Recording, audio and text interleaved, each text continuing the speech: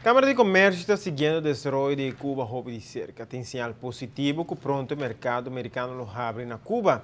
Esse aqui é um sinal para Cuba tem vista a oportunidade que a situação aqui está trazendo. No momento que a porta de Cuba abre, não está somente uma competência para Cuba, mas também para a região do Caribe. A Câmara de Comércio não está para quieto e começa a dar o primeiro passo viajando para Cuba. Então, guarda teora essa aqui toma lugar, nós decidimos como Câmara de Comércio para o WAC que a situação tá e para o WAC que oportunidade que se tem que oportunidade para sinergia para trabalhar junto colaboração aqui conosco por hasi já proativamente. Nós está sentindo como nós temos uma mentalidade caribense, nós está papia idioma, te hasta tem banden familiar histórico com Cuba, nós sentimos que nós de uma situação única também para por bai ayanang e por bata mediador já de negociação com outro país. Então é realmente é hub maneco também tá para assina tanto de ele de caso aqui, me tá querendo como Aruba nós lo por hasi sei.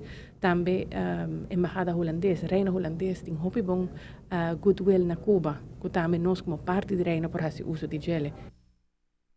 O viaje de Câmara de Comércio tem luna de junho, lo acumula a informação que a Aruba por começar a preparar e trazer a possibilidade de trabalho junto.